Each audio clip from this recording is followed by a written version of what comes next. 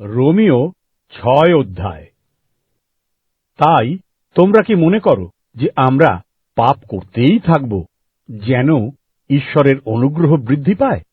মোটেই না। আমাদের পুরনো পাপ জীবনের যখন মৃত্যু হয়েছে, তখন আমরা কিভাবে আবার পাপেই জীবন যাপন করতে পারি? তোমরা কি ভুলে গেলে যে আমরা বাপ্তাইজ হওয়ার সময় খ্রিস্ট যিশুর দেহের অংশতে পরিণত হয়েছিলাম? বাপ্তাইজ হওয়াতে আমরা তাঁর মৃত্যুর মধ্যে প্রবেশ করেছিলাম। বাপ্তাইজ হওয়াতে আমরা খ্রিস্টের সঙ্গে তাঁর মৃত্যুতে সমাহিত হয়েছিলাম, যাতে খ্রিস্ট যেমন ঈশ্বরের মহাশক্তিতে মৃতদের মধ্য থেকে পুনরুত্থিত হয়েছিলেন, তেমনি আমরাও তাঁর সঙ্গে পুনরুত্থিত হয়ে এক নতুন জীবনের পথে চলতে পারি। খ্রিস্ট মৃত্যু ভোগ করলেন, আর আমরা তাঁর মৃত্যুর মধ্য দিয়ে তাঁর সঙ্গে যুক্ত হলাম। সুতরাং খ্রিস্ট মৃতদের মধ্য থেকে পুনরুত্থিত হয়েছেন বলে আমরাও তাঁর পুনরুত্থানের অংশীদার হব। আমরা জানি যে আমাদের পুরনো জীবন খ্রিস্টের সঙ্গে ক্রুশবিদ্ধ হয়ে মারা গেছে, যাতে আমাদের পুরনো পাপের জীবন ধ্বংস হয়। তাহলে আমরা আর পাপের দাস হয়ে থাকব না, কারণ যার মৃত্যু হয়েছে সে পাপের শক্তি থেকেও মুক্তি পেয়েছে। যদি আমরা খ্রিস্টের সঙ্গে মরে থাকি, আমরা জানি যে আমরা তাঁর সঙ্গেই জীবিত হব। আমরা জানি যে খ্রিস্ট মৃতদের মধ্য থেকে জীবিত হয়ে উঠেছেন। তিনি আর মরতে পারেন না। এখন তাঁর উপর মৃত্যুর কোনো কর্তৃত্ব নেই।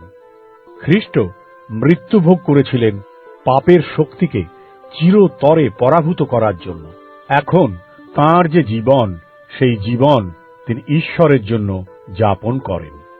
ঠিক সেইভাবে তোমরাও নিজেদের পাপ সম্বন্ধীয় বিষয়ে মৃত মনে করো এবং নিজেদের দেখো যে তোমরা খ্রিস্ট যিশুতে সংযুক্ত থেকে ঈশ্বরের উদ্দেশ্যে জীবিত আছো। তাই তোমাদের ইহজীবনে পাপকে কর্তৃত্ব করতে দিও না। যদি দাও, তবে তোমাদের দেহের মন্দ অভিলাষের অধীনেই তোমরা চলতে থাকবে।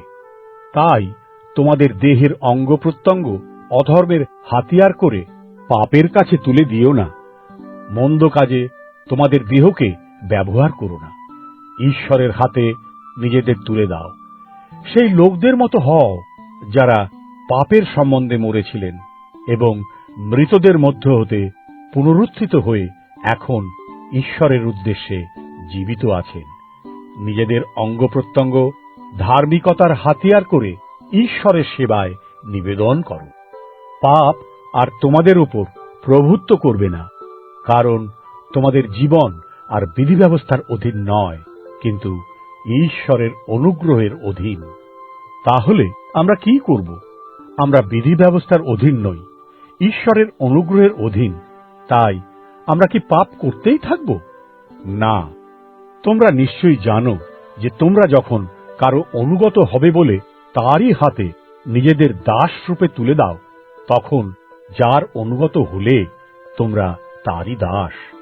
তোমরা পাপের দাস হতে পারো বা ঈশ্বরের অনুগত হতে পারো।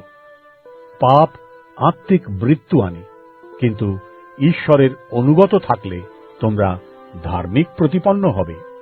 অতীতে তোমরা পাপের দাস ছিলে। পাপ তোমাদের উপর কর্তৃত্ব করত, কিন্তু ঈশ্বরকে ধন্যবাদ জানাই, কারণ তোমাদের কাছে যে শিক্ষা সমর্পিত হয়েছিল তা পূর্ণরূপে পালন করছো। তোমরা পাপের দাসত্ব থেকে মুক্তি পেয়ে এখন ধার্মিকতারই দাস হয়েছ। তোমাদের বুঝতে কষ্ট হয় বলে এই বিষয়টি দৈনন্দিন জীবনের এই দৃষ্টান্ত দ্বারা বোঝাতে চাইছি।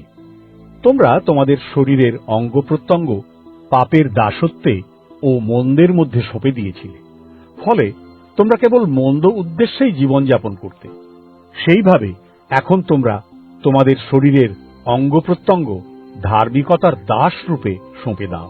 তাহলে তোমরা ঈশ্বরের সমর্পিত পবিত্র জীবন যাপন করবে। অতীতে তোমরা যখন পাপের দাস ছিলে, তখন ধার্মিকতার সম্বন্ধে স্বাধীন ছিলে। সেই মন্দ কাজ থেকে কি ফসল তুলেছ, তার জন্য এখন তোমরা লজ্জাবোধ করছো, কারণ এইসব কাজের ফল মৃত্যু।